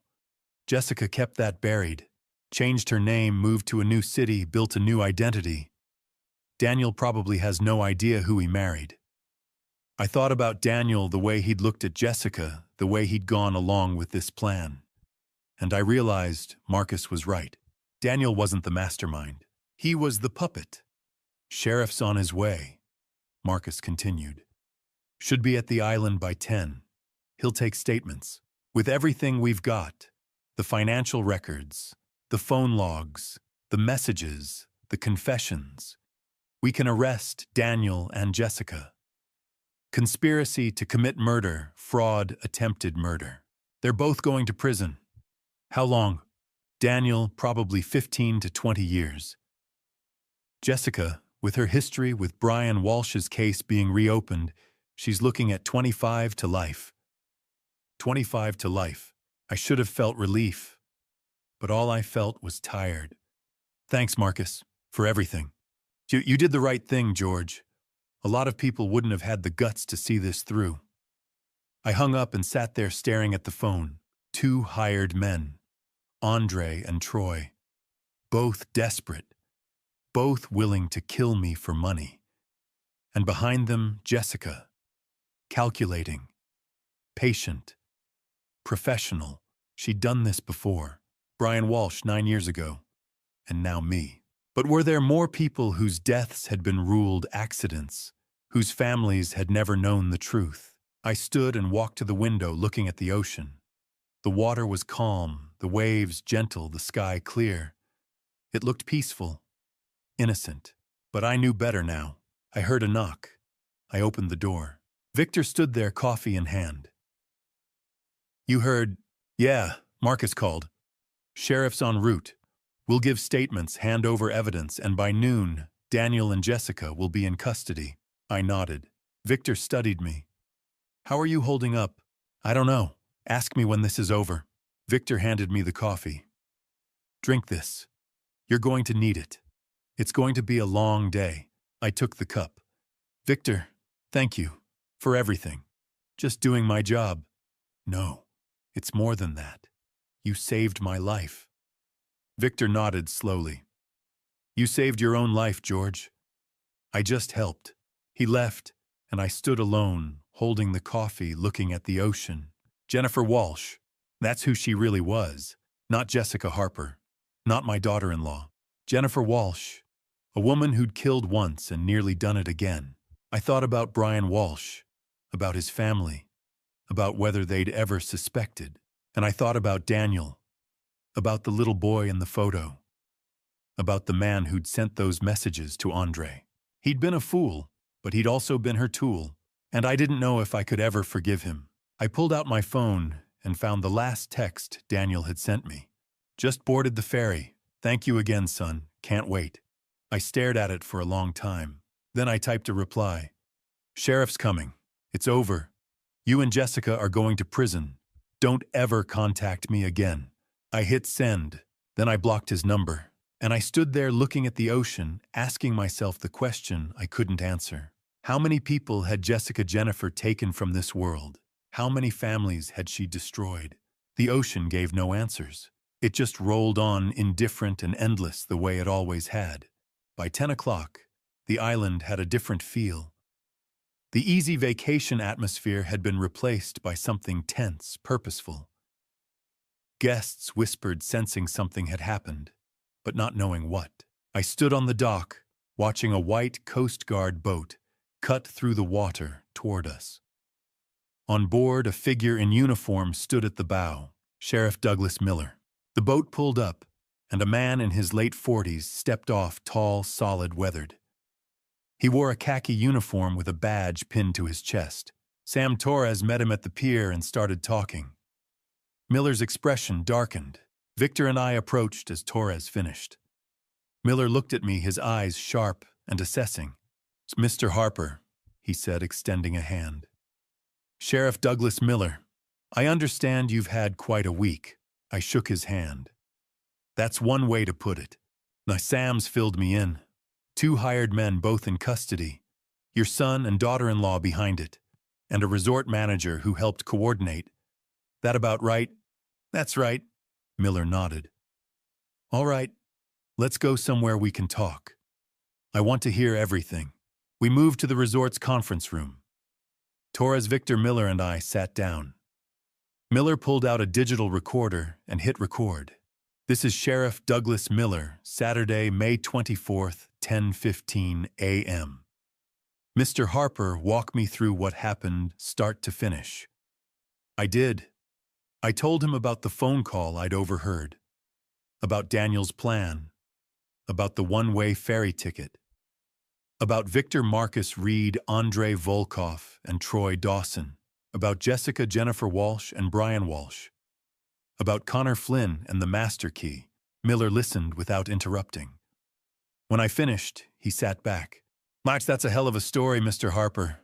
And if even half of it holds up, your son and daughter-in-law are looking at serious time. It all holds up, Victor said. We've got recordings, financial records, witness statements, and physical evidence. Torres slid a thick folder across the table. This is everything we've compiled. Photos, videos, confessions from Andrei Volkov and Troy Dawson phone records, and the master key Connor Flynn used. Miller opened the folder and started flipping through it. His expression grew grimmer with each page. Then my phone buzzed. Marcus Reed. I stepped into the hallway and answered. Marcus. George. I've got the full financial report ready. Here's the summary. I put him on speaker so Miller could hear. Daniel Harper owes $285,000, Marcus began. High-interest gambling debts. He's been making minimum payments for the past year, but he's drowning. The lenders have started threatening legal action. And Jessica, Miller asked. Oh, Jessica Harper has $95,000 in credit card debt, spread across 7 cards, all maxed out. 2 months behind on payments. Miller made a note. So they're desperate. Very. But it gets worse. I found a forged home equity loan in George's name. $450,000. Someone used George's information 3 months ago. The bank flagged it, but $35,000 was withdrawn before they froze the account. I felt my jaw tighten. $35,000. Daniel had already stolen from me before this week even started. Can you prove Daniel forged the signature? Miller asked. I've got the documents and forensic analysis. The handwriting doesn't match George's, but it's a close match to Daniel's. Send me everything, Miller said. There's one more thing, Marcus said. Kevin Morrison. He was Daniel's business partner until 2 years ago. Daniel convinced him to invest $180,000 in a real estate deal that never materialized. Morrison lost everything. When I told him what Daniel had done, he said he'd testify. Miller leaned forward. Morrison willing to come in for a formal statement. He's already on his way to your office. Should be there by noon. Marcus hung up, and Miller turned back to the folder. He pulled out a photo, Connor Flynn, standing outside Villa 47 holding a key. Connor Flynn, resort manager. How's he involved? Miller asked.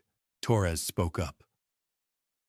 Flynn gave Andrei Volkov a master key to Mr. Harper's villa.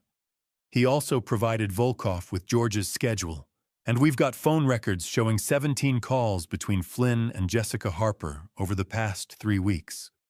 Why'd he do it? Miller asked. Startrey said him quietly. Daniel loaned him $50,000 2 years ago. Flynn couldn't pay it back. So when Daniel asked him to help, Flynn didn't have a choice. Miller shook his head. There's always a choice. Flynn made the wrong one. He closed the folder. Mr. Harper, I'm issuing arrest warrants for Daniel Harper and Jessica Harper. Conspiracy to commit murder fraud, attempted murder, and in Jessica's case, we'll be reopening the investigation into Brian Walsh's drowning. With everything we've got here, they're both looking at significant prison time. How long? I asked. Daniel 15 to 20 years minimum. Jessica, if we can prove she was involved in Brian Walsh's case, she's looking at 25 to life. Maybe more. I nodded, feeling the weight of it. Miller stood. I'm going to need you to come back to the mainland with me. We'll take your formal statement at the station, then execute the warrants. I want you there when we arrest them. You've earned that. I looked at Victor. He nodded. All right, I said. Let's finish this. We headed back toward the dock. A private boat was waiting, arranged by Victor. Captain William Foster stood at the helm. "Mr. Harper," he said, tipping his cap. "Ready to head home?" "Yeah, I'm ready." I climbed aboard, and Victor followed. The engine rumbled to life, and the boat began to pull away. I stood at the stern, watching Serenity Island grow smaller. The white villas, the palm trees, the beach where I'd walked just days ago, believing my son had given me a gift. Now I knew the truth. It hadn't been a gift. It had been a trap. But I'd survived. Victor stood beside me. "How are you feeling?" "I don't know. Ask me after it's over." "It's almost over," Victor said. "By tonight, Daniel and Jessica will be in custody, and you'll be free." Free. I thought about that word. What did it mean now my son was going to prison? My daughter-in-law was going to spend the rest of her life behind bars. My family fractured beyond repair, but I was alive, and maybe that was enough. The boat cut through the water, steady and sure. Behind us, the island faded. Ahead, the mainland grew closer, and somewhere in that city, Daniel and Jessica were waiting. They didn't know yet. Didn't know the trap had failed. Didn't know the evidence had been gathered, the warrants signed. They thought they'd won, but they were wrong. I pulled out my phone and looked at the last message I'd sent Daniel. "Sheriff's coming. It's over. Don't ever contact me again." He hadn't replied, and he never would. The boat's engine hummed and salt spray misted my face. I closed my eyes, letting the wind wash over me. Tonight it would be over. Tonight I'd face my son one last time, and then I'd walk away. For good. Before I tell you what went down at that house, drop the word justice in the comments below, so I know you're still listening. Your support keeps me going. Just a heads up, what comes next includes some creative storytelling that may not be entirely factual. If this isn't for you, now's a good time to step away and find content that fits better. The drive took 40 minutes. Victor sat beside me, Sheriff Miller and 2 deputies following in a patrol car behind us. No one spoke. The only sound was the hum of the engine and the occasional crackle of the police radio. I stared out the window, watching the city scroll past. Familiar streets, familiar landmarks. Everything looked the same as it had a week ago, but nothing felt the same. When we pulled onto Oakwood Drive, my chest tightened. Number 112 sat at the end of a quiet cul-de-sac. A 2-story house with white siding and a neatly trimmed lawn. Daniel's car was in the driveway. The lights were on inside. They were home. Victor parked 2 houses down. The patrol car pulled in behind us. Miller got out and leaned down to my window. "We'll wait here," he said quietly. "You go up, knock on the door. When you give the signal, we move in. You ready?" I nodded, though I wasn't sure I was. I stepped out and started walking. My legs felt heavy. My hands were shaking. By the time I reached the front porch, my heart was pounding. I stood there for a moment, staring at the door. The same door I'd walked through 100 times. That felt like a lifetime ago. I raised my hand and knocked. Footsteps inside. Then the door opened. Daniel stood there holding a duffel bag. His face went pale. "Cat?" His voice cracked. You're here." I didn't answer. I just stepped forward, and he moved back, letting me in.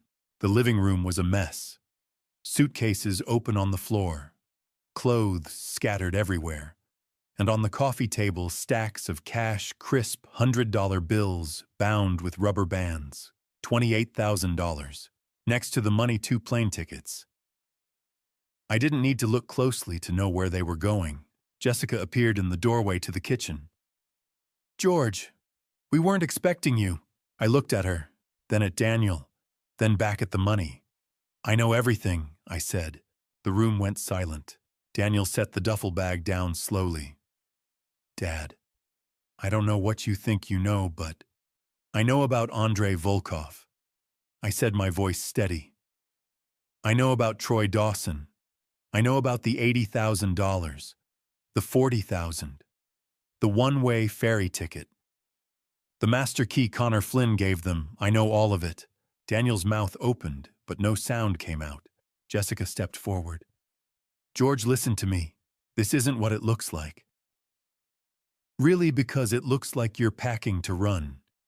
It looks like you've got $28,000 in cash and 2 tickets to Mexico. And it looks like you were planning to leave the country after I was gone. It was him. Jessica said, her voice sharp, desperate. She pointed at Daniel. It was all him. I didn't know anything about this. He told me we were going on vacation. I swear, George, I had no idea what he was planning. I stared at her, and for a moment I almost believed her. She was good, convincing, but I knew better. I pulled out my phone, opened the voice memo app, and hit play. Jessica's voice filled the room. Dad, how are you? How's the island? And then later, what are your plans for tonight? Anything fun? A bonfire. How lovely. What time does it start? Perfect. And you'll be there the whole evening. The recording stopped. Jessica's face went white. That's you, I said quietly. Calling me on Friday, asking about my schedule, making sure I'd be at the bonfire, so Andrei Volkov could get into my villa. Jessica opened her mouth, then closed it. You coordinated this, I continued. You hired Troy Dawson as a backup. You contacted Connor Flynn. You orchestrated everything. No, she whispered. No, that's not. I know who you are, I said. Jennifer Walsh. I know about Brian, about the $200,000, about Lake Michigan. Her eyes widened. The police are reopening that case, I said. And when they do, they're going to find out what really happened to your first husband. Jessica took a step back. I turned to Daniel. He was staring at the floor, his shoulders shaking. That, he said, his voice barely a whisper. I didn't want to do this. I was desperate. The debts, the loans, I couldn't see another way out. You could have asked me for help, I said. I was ashamed. I didn't want you to know how badly I'd failed. So you decided to end my life instead. You decided that was easier than asking your father for help. He didn't answer. He just stood there crying. I looked at him, this man who used to be my son, and I felt something break inside me. Don't ever call me Dad again, I said. Daniel's face crumpled. Please, please, The front door burst open. Sheriff Miller and the 2 deputies came in fast, badges out. Daniel Harper, Jessica Harper, you're both under arrest, Miller said.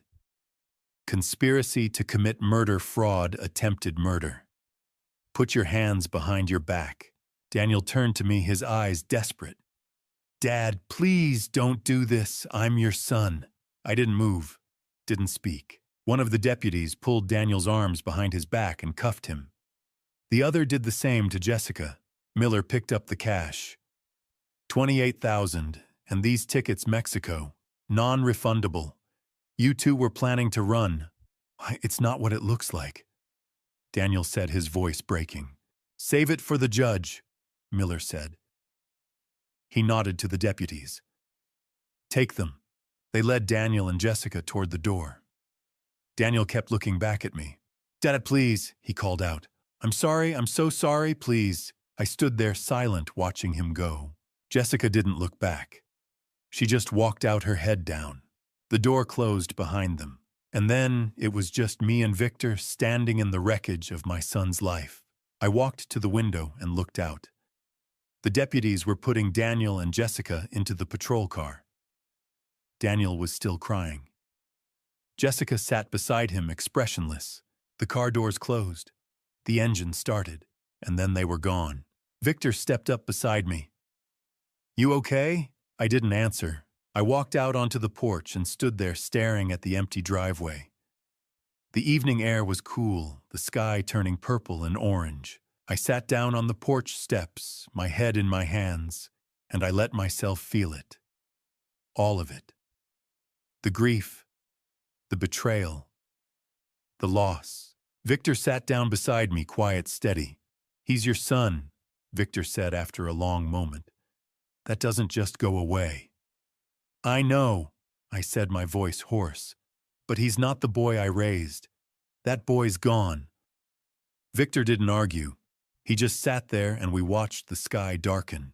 Behind us, the house was silent, empty. And ahead of me, the future stretched out, uncertain, lonely, but mine. I'd survived, but I'd lost my son. And I didn't know which hurt more. The hotel room was quiet. Too quiet. The kind of silence that pressed down on you, made you aware of every breath, every heartbeat. I sat on the edge of the bed, staring at the folder on the nightstand. Marcus Reed had compiled everything into a single file: texts, wire transfers, bank statements, recorded phone calls. The evidence that would put Daniel and Jessica behind bars for decades. I picked it up, flipped through the pages. Daniel's messages to Andre, Jessica's calls to Connor Flynn, the forged loan application with my signature, all of it laid out in black and white. This was my son's life now, reduced to evidence. I closed the folder and set it back down. Then I opened the nightstand drawer and pulled out a piece of paper folded in half, worn at the edges. I'd written it Thursday night alone in Villa 47, after I'd first seen Andrei Volkov watching my villa. A letter, in case I didn't make it. I unfolded it slowly and started to read. To whoever finds this, my name is George Harper.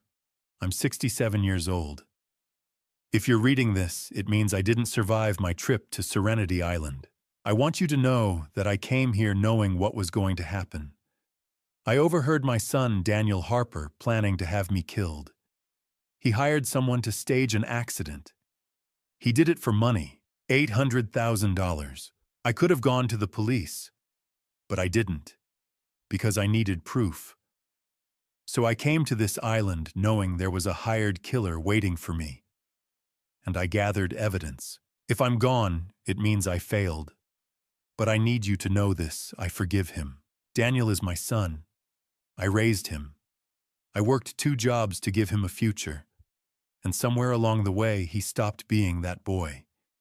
He became someone I don't recognize, but he's still my son. So I forgive him.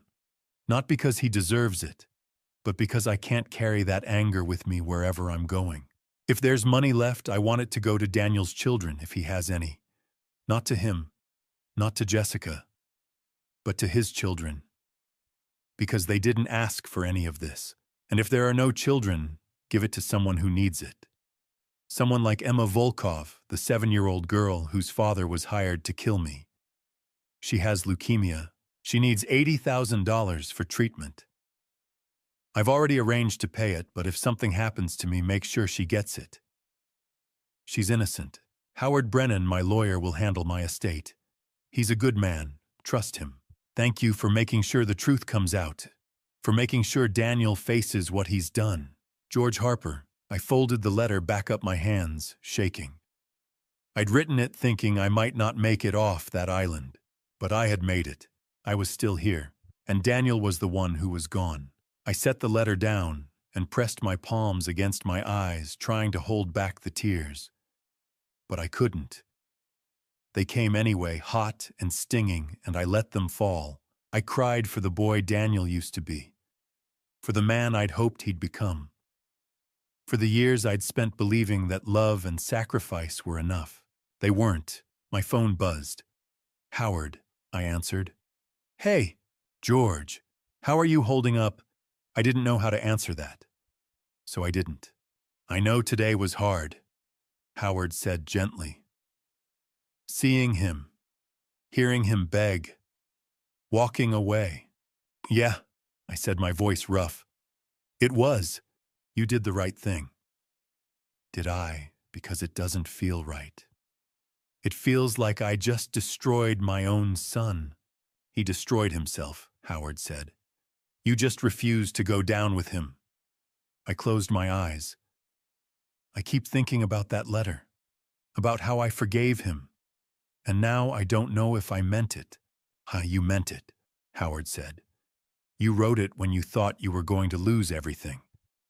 That's when people tell the truth. And the truth is, you love him, even after everything. I don't know if love is enough anymore. It's not. Howard said quietly. But it's something. And someday maybe that'll matter. We talked for a few more minutes. Howard told me the arraignment was scheduled for Monday morning, that Daniel and Jessica would both be held without bail. I thanked him and hung up. I stood and walked to the window looking out at the city.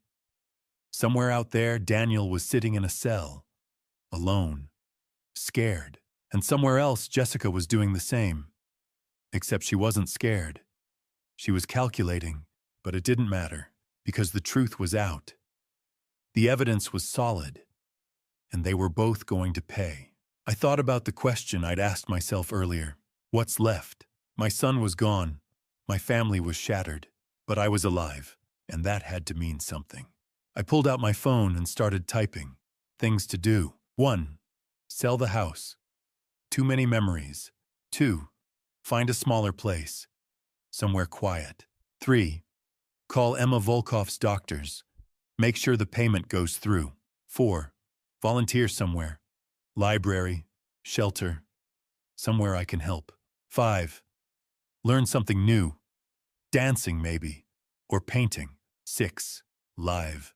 I stared at that last word for a long time. Live. Not survive, not endure. Live. For 67 years I'd lived for other people. For Daniel. For his future. But it hadn't worked out. And now, for the first time in my life, I had to figure out how to live for myself. I didn't know if I could do it, but I had to try. I turned off the lights and lay back on the bed. Tomorrow I'd start over. Tomorrow I'd figure out what came next. But tonight I let myself feel it. All of it. The grief, the loss, the relief, the guilt. And underneath it all, something else.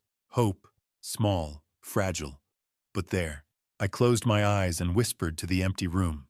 I'm going to live. Not for Daniel, not for anyone else. For me. And for the first time in a week, I believed it. 3 months later, I walked into the Riverside District Courthouse. The November sky hung gray and heavy, matching the weight in my chest. Howard Brennan met me at the entrance, his hand firm on my shoulder. "You ready?" he asked. I nodded, though I wasn't sure I'd ever be ready to watch my son answer for what he'd done. The courtroom was cold, and clinical rows of wooden benches facing a raised judge's bench. I took my seat in the second row, Howard beside me. Across the aisle, Daniel sat at the defense table in an orange jumpsuit, his hands cuffed in front of him. His lawyer, Robert Bennett, leaned close and whispered something. Daniel didn't respond. He just stared at the table. Jessica sat at a separate defense table, her attorney, Michelle Stone, shuffling papers beside her. Jessica looked thinner, her face pale and drawn. She didn't look my way. At a third table sat Connor Flynn, Troy Dawson, and Andrei Volkov, each with their own counsel. Andrei's eyes found mine for a moment, and I saw something there, regret maybe, or shame. I looked away. "All rise." Judge Margaret Haynes entered, a woman in her early 60s with steel gray hair and a no-nonsense expression. We stood then, sat as she settled into her seat. "This is the matter of the people versus Daniel Harper. Jessica Harper, also known as Jennifer Walsh, Connor Flynn, Troy Dawson, and Andrei Volkov," she announced. "Counsel, are the parties ready?" The prosecutor, Sarah Collins, stood. She was in her mid-40s, composed and confident. "The people are ready, Your Honor." Each defense attorney affirmed their readiness. Judge Haynes gestured to Collins. "You may proceed." Collins approached the jury. She spoke clearly, methodically, as she laid out the case. "Ladies and gentlemen, this case is about greed, betrayal, and a plot to murder an innocent man, a father who trusted his family. George Harper, the victim, sits in this courtroom today only because he was smart enough and brave enough to uncover the scheme before it succeeded." She clicked a remote, and the screen lit up with a text message. "Transferred $80,000. Stage it as an accident." This, Collins said, was sent by defendant Daniel Harper to Andrei Volkov on May 23, 2025. Daniel Harper hired Mr. Volkov to kill his own father in exchange for $80,000 paid in Bitcoin. A murmur rippled through the courtroom. I felt Howard's hand on my arm. Collins played an audio recording next the call from Jessica I'd recorded on the island. Her voice was smooth, almost sweet, as she asked about my medication and my plans. "Why, this woman coordinated every detail," Collins said, pointing to Jessica. "She was the mastermind. She hired a second man, Troy Dawson, as insurance, paying him $40,000 to finish the job if the first attempt failed." Collins moved to the forged loan document projected on the screen. My signature sat at the bottom of a $450,000 home equity line. Daniel had withdrawn $35,000 before I even knew it existed. Daniel Harper owed $285,000 in gambling debts. Collins continued. Jessica Harper owed $95,000 on credit cards. Together they stood to inherit $800,000 if George Harper died $350,000 from life insurance, $450,000 from his home. She turned to the jury. But this wasn't Jessica's first time. 9 years ago, her husband, Brian Walsh, drowned under suspicious circumstances on Lake Michigan. She collected $200,000 in insurance money. The case was ruled accidental, but Detective Richard Kowalski of the Chicago Police Department had his doubts. He's here today to testify. Kowalski took the stand. He described the inconsistencies in Brian's case, the calm weather, the missing life vest, the bruising on Brian's shoulders that couldn't be explained. Kevin Morrison testified next, explaining how Daniel had convinced him to invest $180,000 in a fake real estate venture.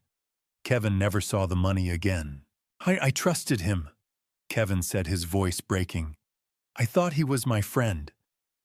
Victor Bennett took the stand after that, describing the surveillance operation on Serenity Island. He walked the jury through the timeline, the camera installation, the night Andre entered Villa 47 with a sedative and a plan to stage my fall. Sam Torres corroborated every detail. By the time Collins rested her case, the defense had little room to maneuver. Robert Bennett tried to argue that Daniel had been manipulated by Jessica. Michelle Stone claimed Jessica had been framed. Judge Haynes was unmoved.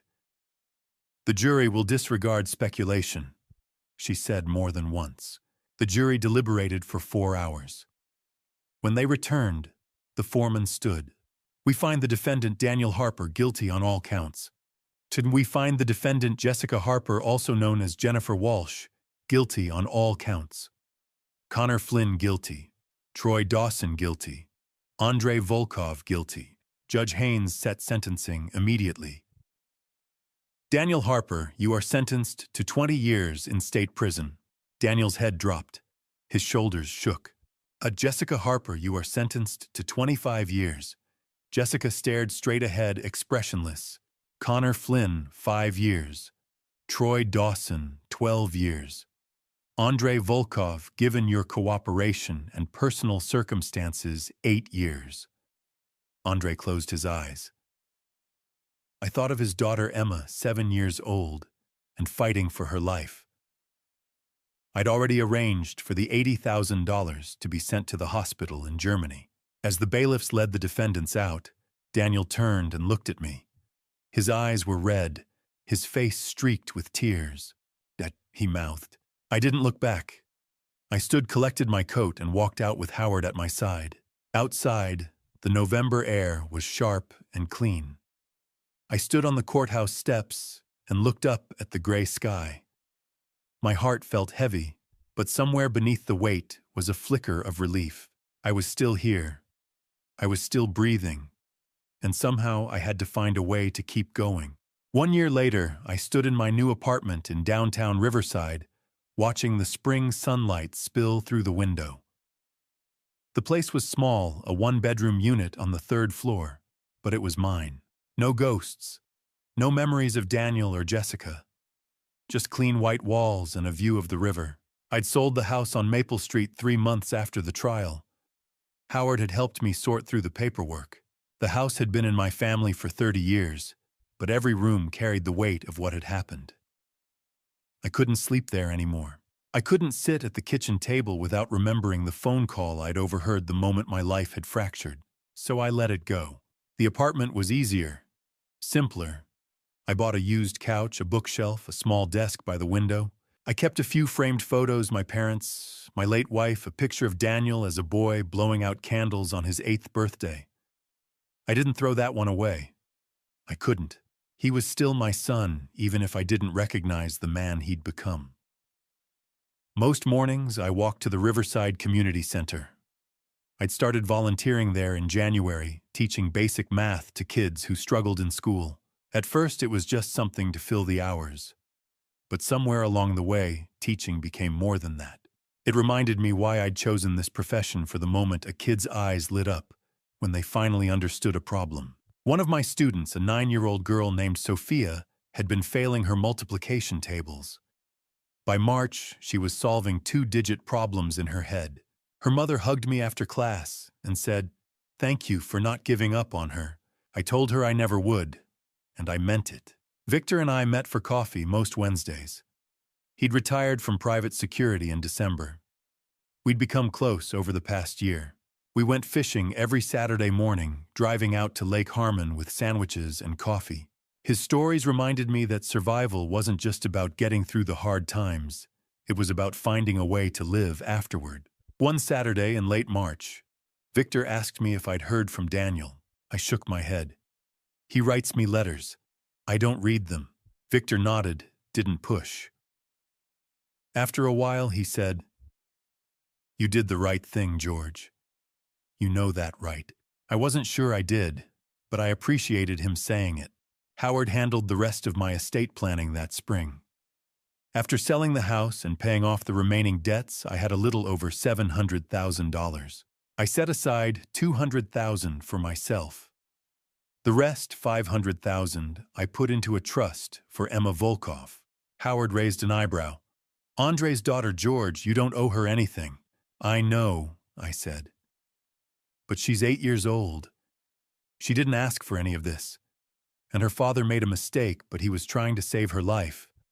I can't ignore that." The money would be held in trust until Emma turned 18. I wrote her a letter to include with the documents. "Dear Emma, my name is George Harper.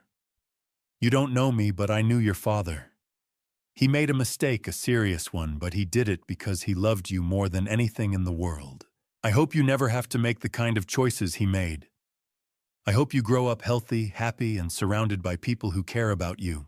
This money is for you. Use it wisely. Live a good life. Sincerely, George." In February, I'd run into Nathan at a coffee shop, the dance instructor I'd met at the bonfire on Serenity Island. When he invited me to try a beginner's ballroom class, I surprised myself and said yes. The first lesson was awkward.